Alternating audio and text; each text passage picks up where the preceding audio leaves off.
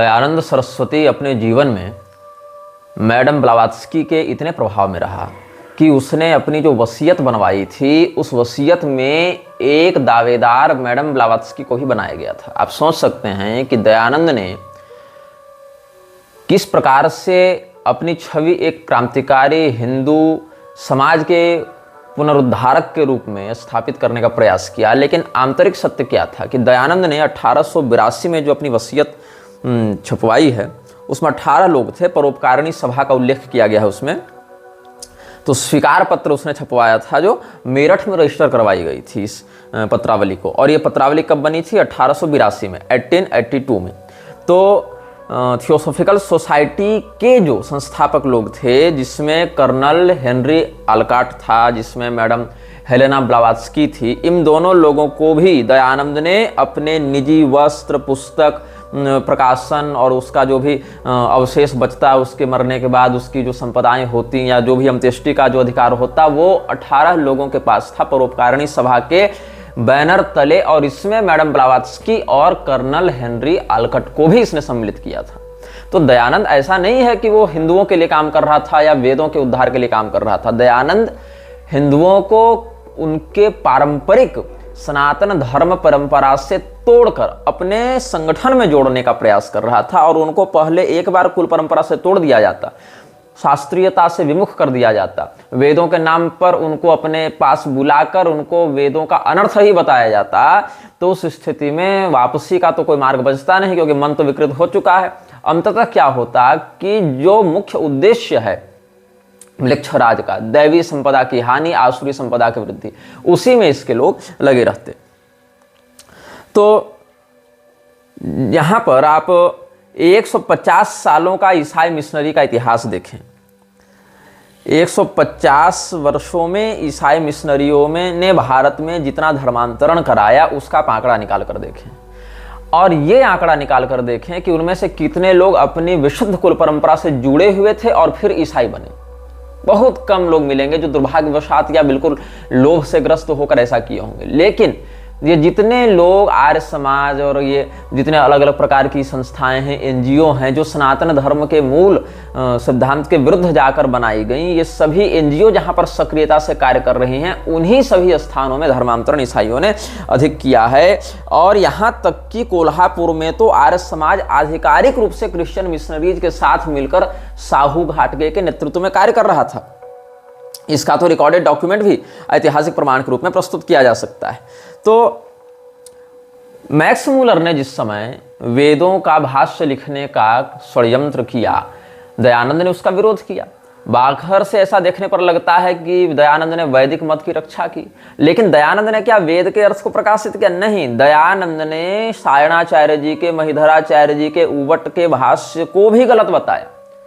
मतलब Max Muller का भाष्य तो गलत है, हे हिंदुओं तुम उसको मत पढ़ो, लेकिन जो परंपरागत आचार्य हैं उनको भी मत पढ़ो। तो क्या पढ़ो? तो जो हम बता रहे हैं सो पढ़ो, ऐसा दयानंद ने दावा कर दिया। मैक्स मूलर के कुछ पत्र, जो फ्रेडरिक मैक्स मूलर है उसके कुछ पत्र जो कि 2 वॉल्यूम्स में प्रकाशित हुए हैं, उनमें से कुछ का संस्मरण हम देना चाहेंगे। पहला पत्र जो बड़ा प्रसिद्ध है, जो उसने अपनी पत्नी को लिखा था 1866 में, उसमें क्या कहता है वो? This edition of mine and the translation of the Veda will hereafter tell to great extent on the fate of India. It is the root of their religion, and to show them what the root is, I feel sure, is the only way of uprooting all that has sprung from it during the last 3000 years. जो हम ये संस्करण लिख रहे हैं, वेदों का अर्थ बना रहे हैं, उसका प्रभाव भारत के भविष्य को बहुत गहराई से अपने शिकंजे में लेगा। वो बहुत गहराई से भारत के भविष्य को प्रभावित करेगा, क्योंकि भारतीय धर्म का जो मूल है वेद हैं। धर्म का मूल क्या है? अखिल धर्म का मूल श्रुति हैं, वेद हैं। वेदो खिलो धर्म मूला, तो वेद अखिल धर्म का मूल हैं। और वहां पर जब हम उस जड़ में ही विकृति कर देंगे तो उनको, जो ये हजारों वर्षों से फल फूल रहे हैं, विकसित हो रहे हैं, वहां से उनको उखाड़ फेंकना सरल हो जाएगा। एक और पत्र इसने अपने पुत्र को लिखा है मैक्स मूलर ने, उसमें क्या कहता है? Would you say that anyone's sacred book is superior to all others in the world? I say the New Testament. अगर तुम ये पूछो कि कोई एक पुस्तक जो विश्व में सभी पुस्तकों के ऊपर है, वो क्या हो सकती है? तो न्यू टेस्टामेंट, बाइबल का न्यू टेस्टामेंट ही विश्व में सभी पुस्तकों के ऊपर हो सकता है, ऐसा मैक्स मुलर ने अपने पुत्र को लिखी चिट्ठी में कहा। Would you say that any one sacred book is superior to all others in the world? I say the new testament. उसके बाद सेकंड नंबर पर ये रखता है कुरान को। After that, I should place the Quran, which in its moral teachings, which is hardly more than a later edition of the New Testament. Max Muller के अनुसार सबसे पहला नंबर ये बाइबल के न्यू टेस्टामेंट को देगा, उसके बाद ये कुरान को स्थान देगा, जो कि न्यू टेस्टामेंट का ही एक अद्यतित संस्करण है, एक अपडेटेड वर्जन है, एक न्यू एडिशन है मोरल टीचिंग्स के मामले में। उसके बाद ये क्या कहता है, तीसरे स्थानों पर मैं ओल्ड टेस्टामेंट को रखूंगा, बाइबल के ही ओल्ड टेस्टामेंट को तीसरे स्थान पर रखूंगा। Then would follow the Old Testament, the southern Buddhist Tripitaka, और चौथे स्थान पर हम रखेंगे बौद्धों के त्रिपिटक को, दक्षिणी बौद्धों के त्रिपिटक को। पांचवें स्थान पर ये वेद को रखता है और छठे स्थान पर फारसियों के जिंद अवस्था को रखता है। ये इसकी दुर्बुद्धि है। वेदों को बाइबल और कुरान से नीचे रखने वाला है कौन? Max Muller. और प्रभुपाद ने भी क्या कहा था कि बाइबल, कुरान, वेद, गीता, भागवत ये सब एक ही पवित्र ग्रंथ हैं, एक ही ईश्वर का प्रतिपादन करने वाले ग्रंथ हैं। 1868 में अपनी पत्नी को लिखे पत्र के 2 वर्षों के बाद आर्गेल के ड्यूक को, जो भारत का मंत्री हुआ करता था, मिनिस्टर फॉर इंडिया, वहां एक भारत मंत्री पद हुआ करता था ना, कि भारत का प्रतिनिधि कौन बनेगा, मतलब भारतीय समाज पर तो ब्रिटिश निवेशकर्ताओं का राज्य है, तो वहां भारत मंत्री बनाते थे। तो ड्यूक ऑफ आर्गाइल उस समय इस पद पर था। उसको ये क्या लिखता है, 16 दिसंबर 1868 को लिखी हुई चिट्ठी में मैक्स मुलर कह रहा है, the ancient religion of India is doomed and if Christianity does not step in, whose fault will it be? Bharat का प्राचीन धर्म अब मेरे द्वारा ध्वस्त कर दिया गया है, और इस अवसर का लाभ लेकर भी अगर ईसाइयत भारत में अपना पैर नहीं फैलाती है, तो इसमें फिर किसकी गलती मानी जाएगी? मतलब मिशनरी की ही गलती है कि तुम इतना बढ़िया अवसर चूक जा रहे हो। ऐसे ही बायरामजी मलाबारी को 29 जनवरी 1882 को मैक्स मुलर ने चिट्ठी लिखी है। उसमें क्या कहता है, I wanted to tell what the true historical view of this value of this ancient religion is as looked upon not from an exclusively European और Christian but from a historical point of view, but discover it in steam engines and electricity and European philosophy and morality and you deprive it of its true character. The true historical value of Vedic religion को मैं जानता हूं, मतलब कि वैदिक धर्म का जो वास्तविक महत्व है, ऐतिहासिक महत्व, उसको हम जानते हैं, ये कहता था मैक्स मुलर। और इसीलिए उसको विकृत करने का हम प्रयास कर रहे हैं, क्योंकि अगर ये विकृत होगा तो भारत में अतिशीघ्र ईसाइयों का बाहुल्य बढ़ेगा। इसी काम को राजा राम मोहन राय बढ़ाने में लगा रहा, इसी काम को दयानंद भी आगे बढ़ाने में लगा रहा, किंतु दयानंद ने मैक्स मुलर की इन बातों का खंडन किया, विरोध किया। अगर विरोध नहीं करता तो लोगों को खुलेआम पता चल जाता कि भैया ये तो ईसाई मिशनरियों के लिए काम कर रहा है। तो इसीलिए उसने क्या किया, दयानंद ने मैक्स मुलर का विरोध किया, ताकि लोगों को लगे नहीं ये तो ईसाइयों के खिलाफ लड़कर हिंदू धर्म की रक्षा कर रहा है। लेकिन क्या किया दयानंद ने इसके साथ साथ, दयानंद ने सीधे सीधे हमारे सनातन धर्म के मान्य ग्रंथों को ही नकारना आरंभ कर दिया। दयानंद ने क्या किया,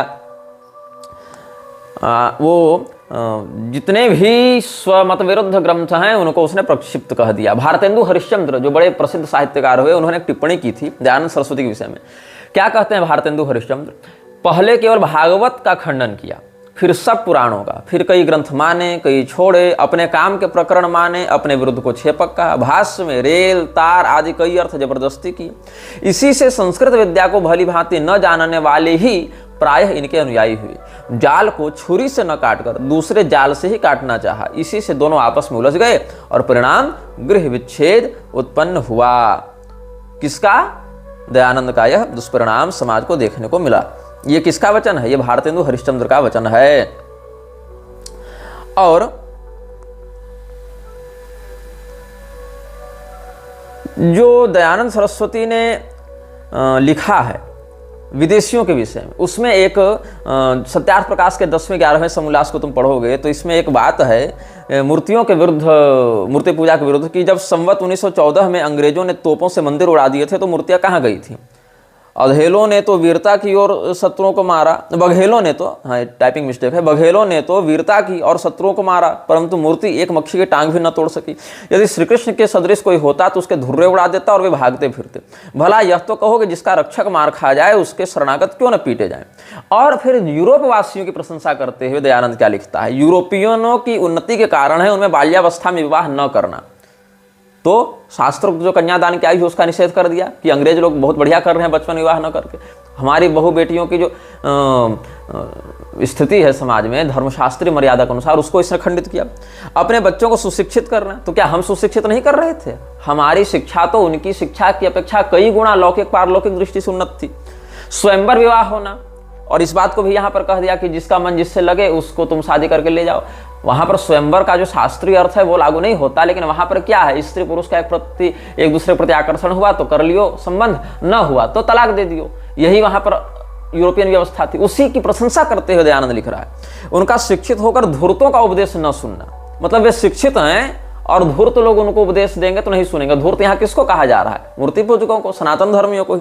न उनके पाखंडों में फंसना, परस्पर विचार कर और सभा से निश्चित करके कार्य करना, स्वदेश और स्वजाति की उन्नति के लिए तन मन धन से प्रयास करना और उनके प्रति कभी विश्वासघात न करना, आलस्य को छोड़कर उद्योग और पुरुषार्थ में लगा रहना आदि वेदोक्त शुभगुण। मतलब इसके लिए असली वेदोक्त गुण तो था यूरोपियों के पास, और हम लोगों के पास कुछ नहीं था। हम लोग पाखंडी थे, अंधविश्वासी थे, ढोंगी थे, ऐसा इसका कहना है। और जो दयानंद ने यूरोपियों की प्रशंसा में लिखा कि वो लोग बाल विवाह नहीं करते, अपने मन से स्त्री पुरुष को चयन करके विवाह कर लेते हैं, और ये वेदोक्त गुण है और इसी गुण को भारत को अपनाना चाहिए।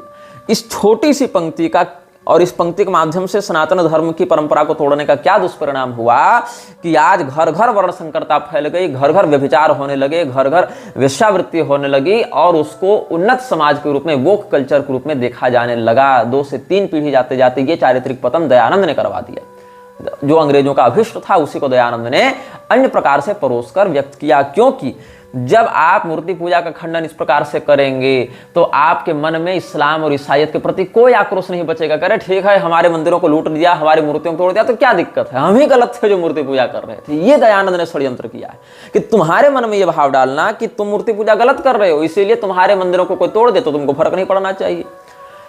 तो इससे क्या हुआ कि जो लोग मूर्ति पूजा के विरुद्ध खड़े हो गए दयानंद के बहकावे में, राम मोहन राय के बहकावे में, वो सभी लोग अपराध बोध से ग्रस्त हो गए कि हम ही गलत कर रहे थे जो मूर्ति पूजा कर रहे थे और हमारे शत्रुओं ने ठीक ही किया। मतलब मूर्ति पूजा के विरोध से क्या हुआ, मूर्ति और मंदिरों से जुड़े जितने भी आजीविका थे शूद्र वर्ण के, माली का काम, बढ़ई का काम, रथकार का काम और जितने भी प्रकार के सैरंध्री का काम है, ये जितने भी मंदिर की परंपरा से जुड़े हुए थे शूद्र वर्ण के लोग, आप जगन्नाथपुरी जावे, एक मंदिर की व्यवस्था से लाखों लाख लोग आजीविका पा रहे हैं और उनमें 80% लोग तो शूद्र वर्ण से ही हैं। तो मंदिर की व्यवस्था तोड़ने से पूरी अर्थव्यवस्था टूटेगी। अर्थव्यवस्था टूटने पर क्या होगा, लोग गुलामी करने के लिए विवश होंगे, अंग्रेजों की नौकरी करने के लिए विवश होंगे, और हिंदुओं के मन में अंग्रेजों का विरोध करने का भाव भी नहीं जगेगा। क्योंकि आप मूर्ति पूजा का विरोध करेंगे तो मंदिर टूटने पर आपको कष्ट नहीं होगा, सरकार आपके मंदिरों पर अधिग्रहण करेगी, और जो हिंदू तब भी मूर्ति पूजा में निष्ठा रखेंगे उन हिंदुओं के प्रति आपके मन में घृणा का उदय होगा, करे ये सब तो ढोंगी है, पाखंडी है। तो जो हिंदू मूर्ति पूजा करेगा उसके मन में आपके प्रति घृणा होगी। यही काम आर्य समाज आज भी कर रहा है।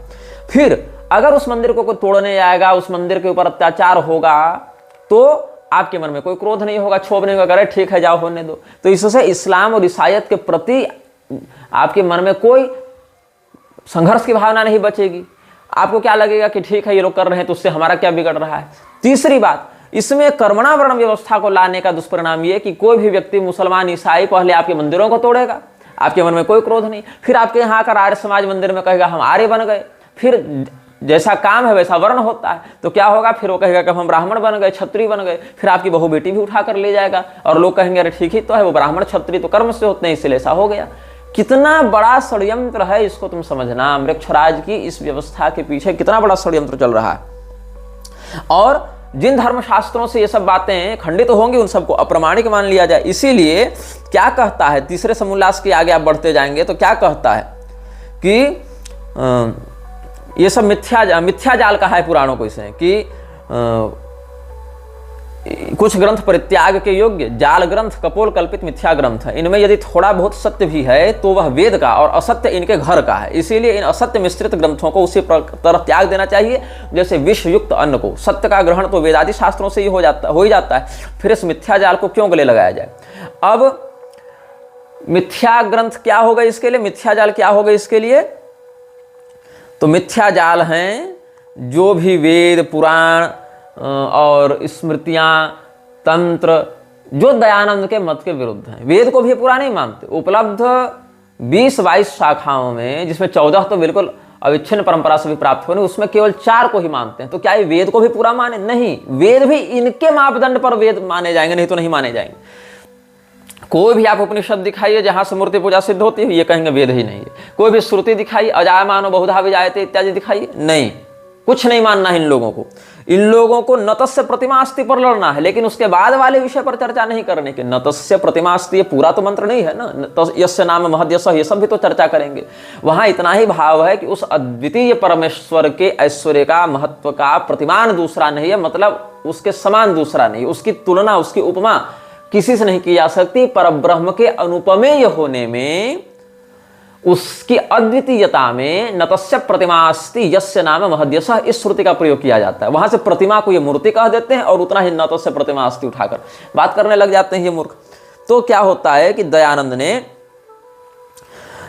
कह दिया कि ये सारे के सारे ग्रंथ जाल ग्रंथ हैं। कौन कौन ग्रंथ जाल ग्रंथ हैं? तो इसमें लिखता है कि नीचे जो जो ग्रंथ, अपरित्याग के जो ग्रंथ हैं उनका परिगणन संक्षेप में किया जाता है, और जो जो ग्रंथ नीचे लिखेंगे वह जाल ग्रंथ समझना चाहिए। व्याकरण में कातंत्र, सारस्वत, चंद्रिका, मुग्धबोध, कौमुदी, सिद्धांत कौमुदी को भी जाल कह दिया, शेखर, मनोरमा आदि कोश में अमर कोश आदि, और छंदो ग्रंथ में वृत्त रत्नाकर आदि, शिक्षा में असौ शिक्षा प्रोक्षा में पाणनीय मतम यथा इत्यादि, ज्योतिषी में शीघ्र बोध, मुहूर्त चिंतामणि आदि सब अप्रामाणिक इसके लिए। काव्य में नायिका भेद, कोलयानंद, रघुवंश, माघ का वही सब, फिर किरातार्जुनियम सब, ये सब। मीमांसा में धर्म सिंधु अप्रामाणिक हो गया। व्रत वैशेषिक में तर्क संग्रह आदि, ये सब। न्याय में जागदीशी इत्यादि, तर्क संग्रह इत्यादि को भी ये अप्रामाणिक कह दिया, अन्नम भट्ट वाली। योग में हठ प्रतिपिकादि भी अमान्य है। सांख्य में सांख्य तत्व कौमुदी आदि अमान्य है। वेदांत में योग वासिष्ठ भी अमान्य है। पंचदशी अमान्य है। वैद्यक में सारंगधर संहिता भी अमान्य है। स्मृतियों में मनुस्मृति तो अमान्य पूरी नहीं कर पाया, तो कह दिया प्रक्षिप्त श्लोक। और प्रक्षिप्त श्लोक कुछ नहीं, जिन श्लोकों से आर्य समाज का खंडन होता है उसको इन्होंने प्रक्षिप्त घोषित कर रखा है। किसने प्रक्षिप्त किया, कब किया, इससे पहले की अप्रक्षिप्त प्रति कहाँ है, इसका कोई अता पता नहीं, लेकिन कह दिया कि ये सब प्रक्षिप्त है। और अन्य सब स्मृति, मनु के अलावा तो बाकी सारी स्मृति अप्रमाण हो गई, और मनु स्मृति में भी जितना हम मानते हैं उतना ही प्रमाण होगा, बाकी प्रक्षिप्त कह दिया इन लोगों ने। ये इनका नाटक है। सब तंत्र ग्रंथ अप्रमाणिक, सब पुराण, तुलसीदासकृत भाषा रामायण, भाषा निबद्ध मति मंजुल मातनोती, तो भाषा रामायण, रामचरितमानस को यहाँ इसने कहा है। रुक्मिणी मंगल आदि और सर्व भाषा ग्रंथ ये सब कपोल कल्पित मिथ्या ग्रंथ हैं, ये इसने कहा है। किसने कहा है?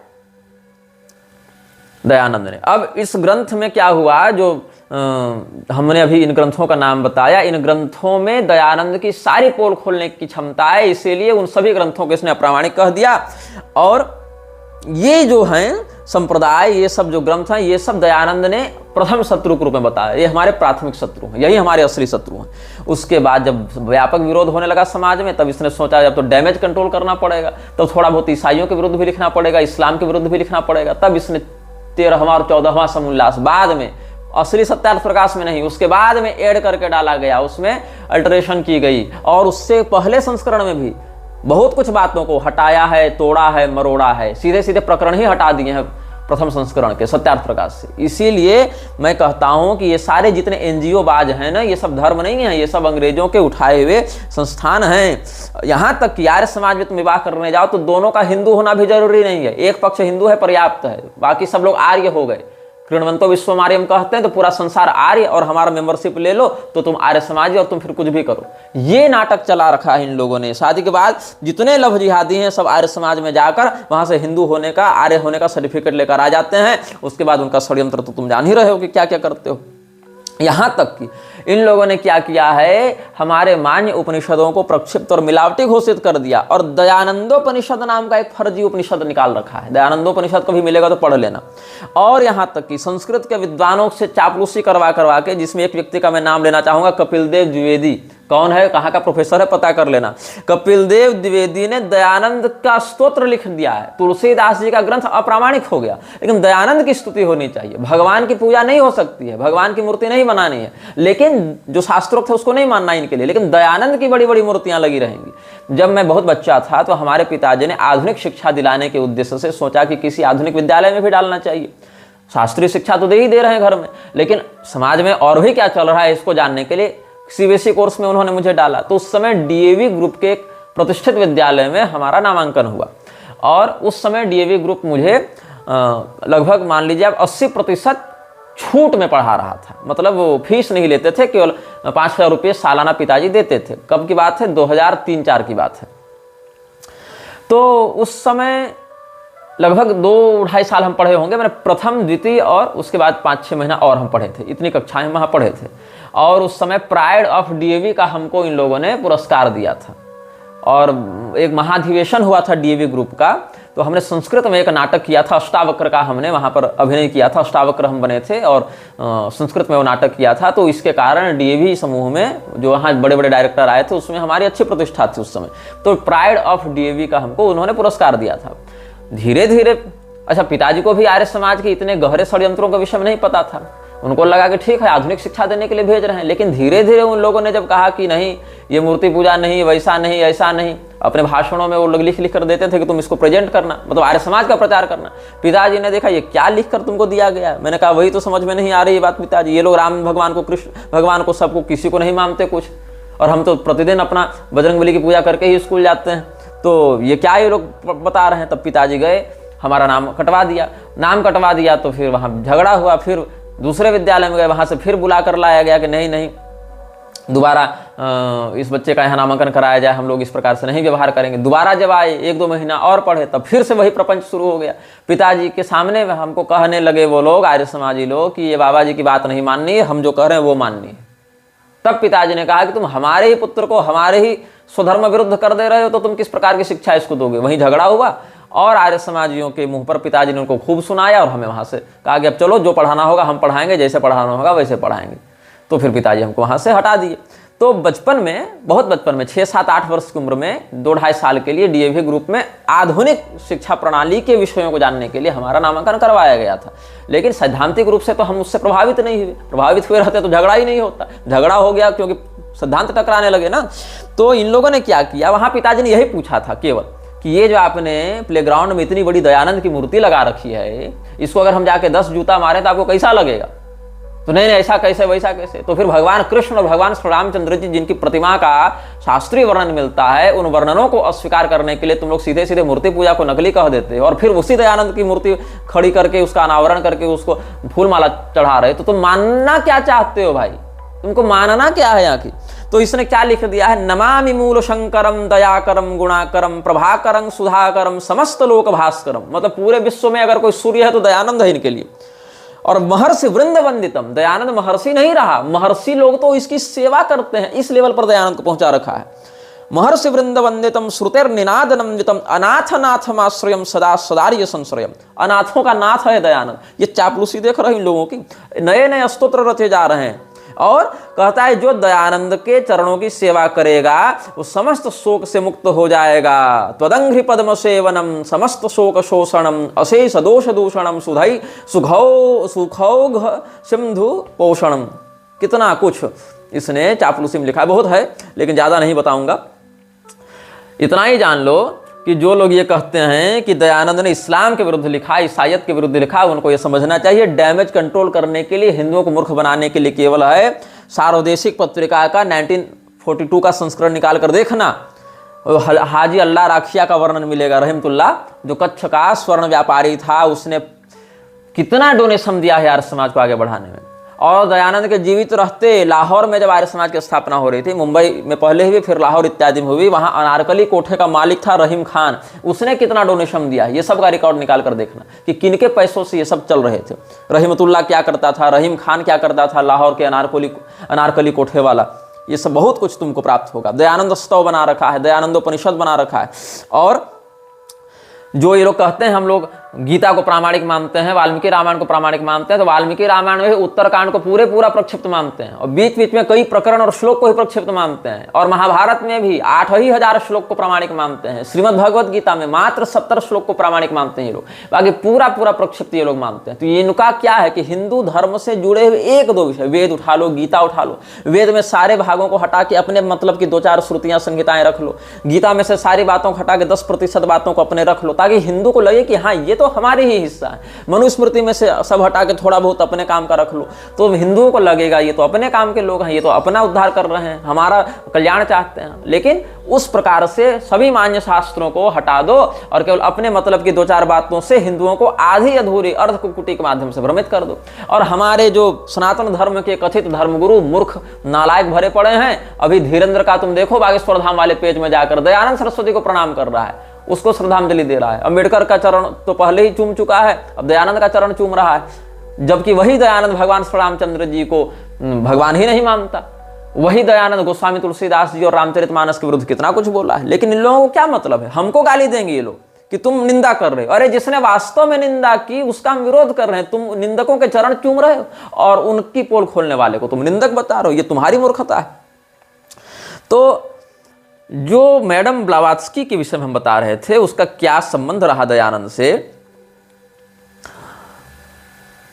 जो थियोसॉफिकल सोसाइटी की स्थापना हुई उसमें दयानंद ने एक पत्र लिखा है अपने समावेश के लिए।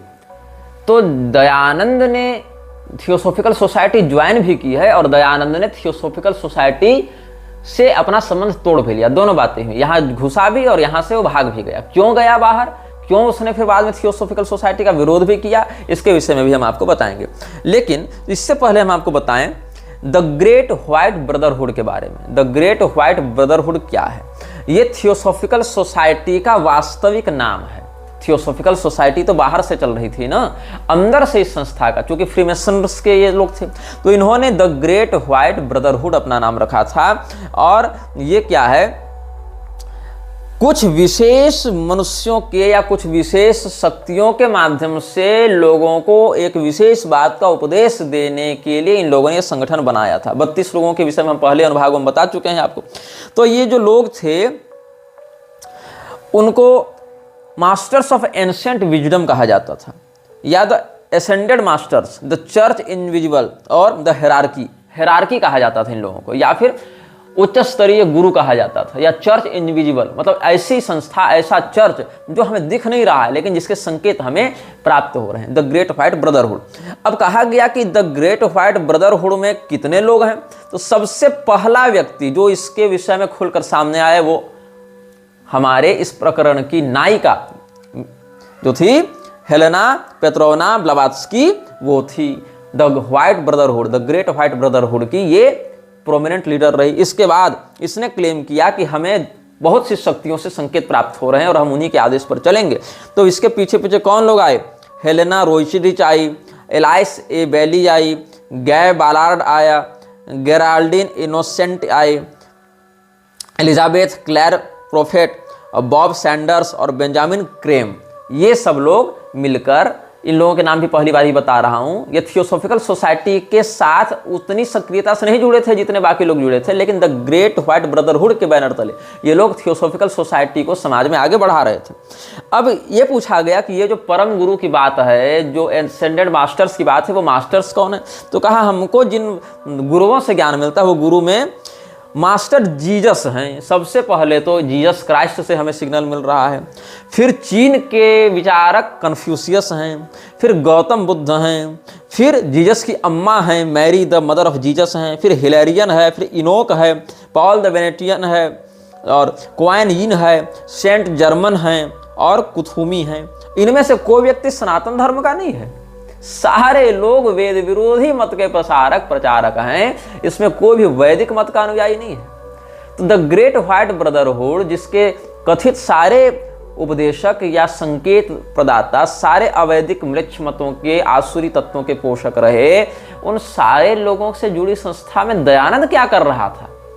उन 32 लोगों में दयानंद क्या कर रहा था?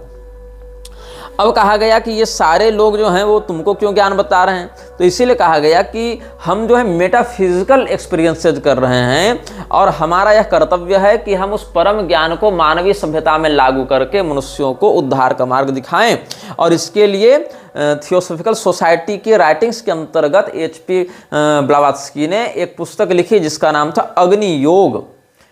जिन लोगों ने मेरे पिछले अनुभागों को देखा था उनमें से बहुत लोगों ने एक बड़ी अच्छी टिप्पणी की थी कि म्लेच्छ के लिए अग्नि पूजा का भी विधान भविष्य पुराण आदि में बताया गया। वो क्या है, तो यहाँ अग्नि पूजा अग्निहोत्र का नाम नहीं, ऐसे ही अग्नि योग की बात है। They worship the fire of hell, इस प्रकार की अवधारणा उनके मन में है। वो अग्नि जो है वो अग्निहोत्र की याज्ञिक अग्नि नहीं है, पवित्राग्नि पूताग्नि नहीं है, वो जो आसुरी अग्नि है, जो नारक अग्नि है, उसकी वो आराधना करते हैं। तो ये जो अग्नि योग है ये भी उसी का एक उदाहरण है। अब पूछा गया कि भाई तुम्हारा हेडक्वार्टर कहाँ है, ये जो ग्रेट व्हाइट ब्रदरहुड है इसका हेडक्वार्टर कहाँ है, तो कहा संभल ग्राम में। अब संभल ग्राम वो स्थान है जहां पर भगवान विष्णु का कल की अवतार होगा। संभल ग्राम वह जगह है जहां भविष्य के बुद्ध भी होंगे जिनका नाम होगा मैत्रेय। दोनों की भविष्यवाणी मिलती है, वैदिक मत के संरक्षक भगवान कल्कि और अवैदिक मत के प्रस्तोता भगवान मैत्रेय, दोनों का अवतार संभल ग्राम में वर्णित है। और उस समय मंजूश्री कीर्ति संभल का राजा रहेगा ऐसा बौद्ध मानते हैं। और इसका वर्णन कालचक्र तंत्र में वर्णित है और कालचक्र तंत्र की एक प्रति हमारे पुस्तकालय में सुरक्षित है। तो अनुत्तर योग की जो श्रृंखला है, बौद्धों में बहुत से हैं, तो उसमें जो अनुत्तर योग तंत्र श्रृंखला है उसमें एक तंत्र आता है कालचक्र तंत्र, वहां इन बातों का संदर्भ मिल जाता है।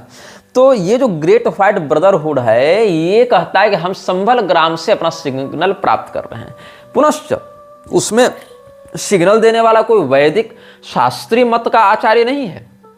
जितने लोग हैं, कोई ईसाई है, कोई बौद्ध है, कोई और किसी मत को मानने वाला है। तो यहां पर एक नाम बड़ा महत्वपूर्ण है द ग्रेट व्हाइट ब्रदरहुड में। द ग्रेट व्हाइट ब्रदरहुड के राइटिंग्स को आप पढ़ेंगे तो वहां एक नाम बहुत बार आता है जिसका नाम है अज़राएल, अज़राएल, AZRAEL। तो अज़राएल जो है वो क्या है, अज़राएल को मालक अल मौत भी कहा जाता है। कुरान में इसका वर्णन है सूरा अज सजदा में। तो सूरा अज सजदा में इसको मलक अल मौत कहा गया है और इसने 4 पुस्तकें दी हैं अपने अनुयायियों को। जो अज़राएल है वो भी एक प्रकार का उच्च स्तरीय पिशाच है, म्लेच्छराज के कार्य को ये भी आगे बढ़ाता है। तो इसका स्वरूप कैसा है, एक व्यक्ति जिसने काले रंग का क्लॉक पहन रखा है, हुडेड क्लॉक, जैसे आप इसको देखे होंगे कभी किसी फिल्म में या किसी फोटो में, ग्रीम रीपर। ग्रीम रीपर एक अवधारणा है मृत्यु के देवता के विषय में, जो बहुत पतला दुबला कंकाल नुमा दिखता है और उसकी लंबाई बहुत अधिक है और काले रंग का चोगा जो हुडी पहना रहता है और पीछे पूरा क्लॉक उसका पर्दे के समान गिरता रहता है और अपने हाथों में एक लाठी लिए हुए और उस लाठी के ऊपर एक लोहे का नोक वाला लगा हुआ है, कटार जैसा, मतलब वो कर्व है एक, और उसमें एक लाठी लगी हुई है और वो ग्रीम रीपर लोगों को मारने के लिए आता है। तो ग्रीम रीपर जो है उसी के समान मलक अल मौत अथवा अज़राएल का स्वरूप बताया गया है। अलग अलग सभ्यताओं में अलग अलग नाम से इस पिशाच को ये लोग कहते हैं। तो ये अज़राएल ही teachings of the great white brotherhood के मूलभूत 4 पुस्तकों का उपदेष्टा है। और ये मैडम ब्लावात्स्की का थियोसॉफिकल सोसाइटी के पीछे का चेहरा था। मतलब कितने लेयर्स बने हुए हैं, कितनी परतें बनी हुई हैं इस प्रकार के संगठनों में, ये तुमको समझना पड़ेगा। बाहर से लग रहा है आर्य समाज तो क्रांति ला रहा है और भारत को आगे बढ़ा रहा है। आर्य समाज कहाँ से जुड़ा है, वो थियोसॉफिकल सोसाइटी से जुड़ा है। Theosophical society the great white brotherhood से जुड़ी है। द ग्रेट व्हाइट ब्रदरहुड म्लेच्छराज के अज़राएल पिशाच से जुड़ा हुआ है। ये पूरा का पूरा क्रम चल रहा है। तो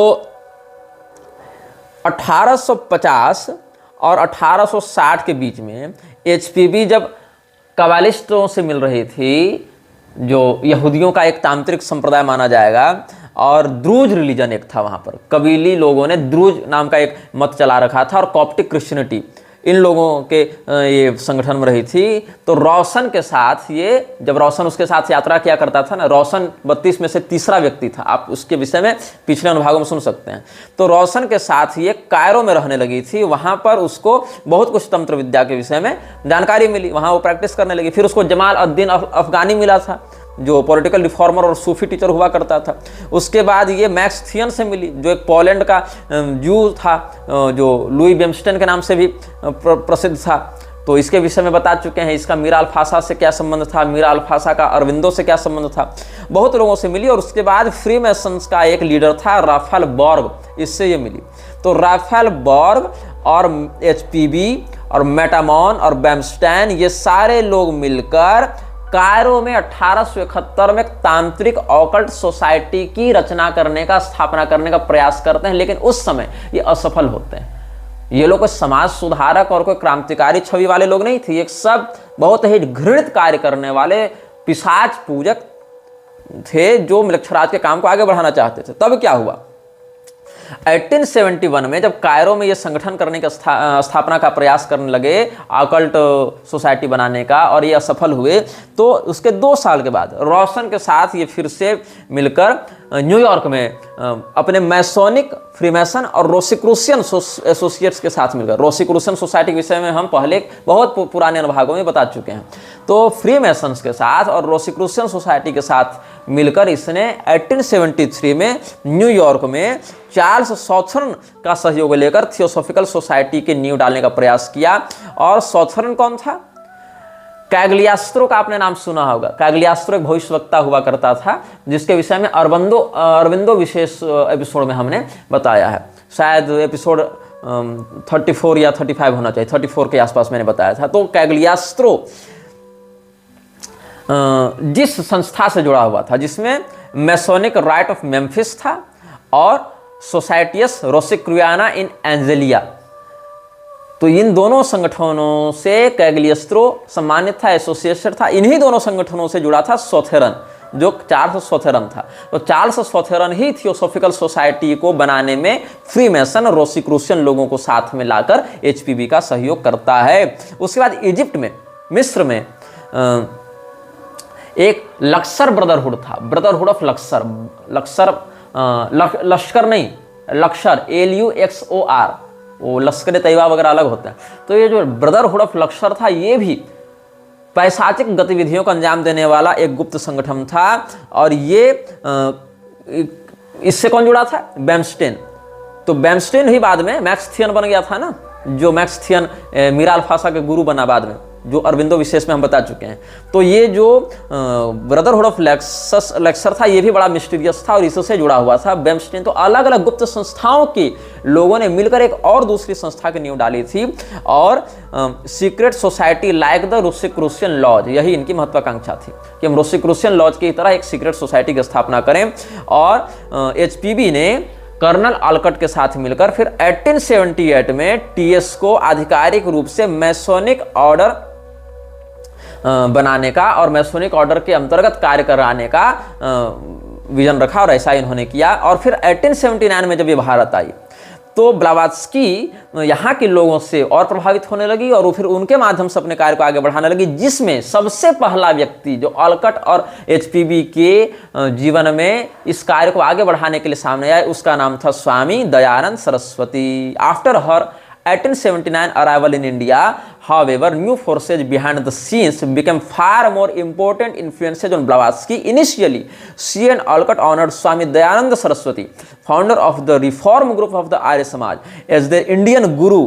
Dayananda denounced all Hindu practices and doctrines from the post-Vedic period and wished to make Indian society on the basis of his interpretation of Vedas. From Olcott's memoirs, it is clear that at first HPB declared the Swami one of the masters. Later, after falling out due to his religious intolerance, he was supplanted by other Indian Mahatmas.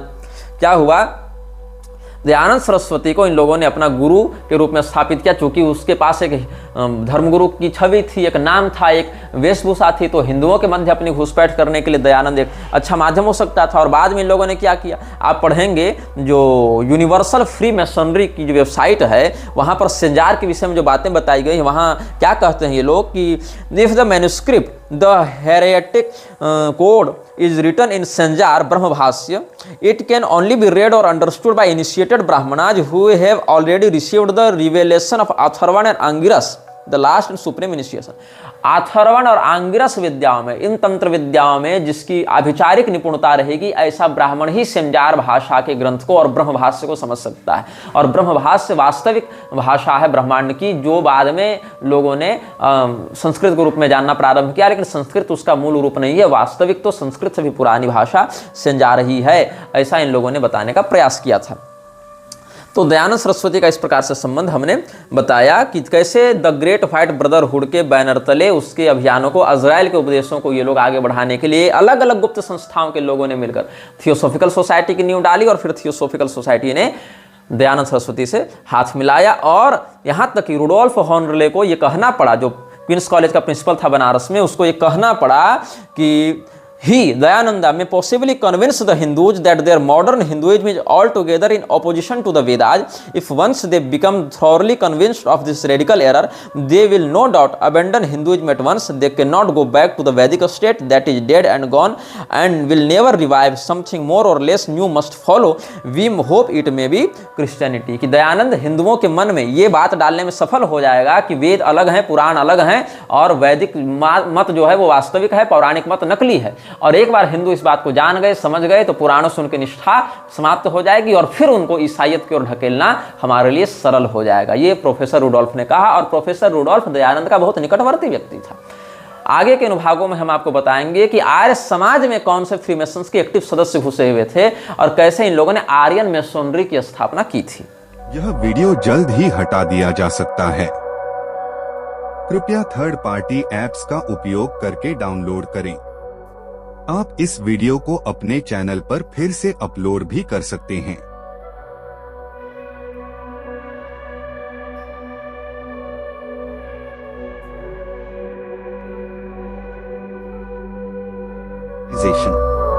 This video may get deleted soon.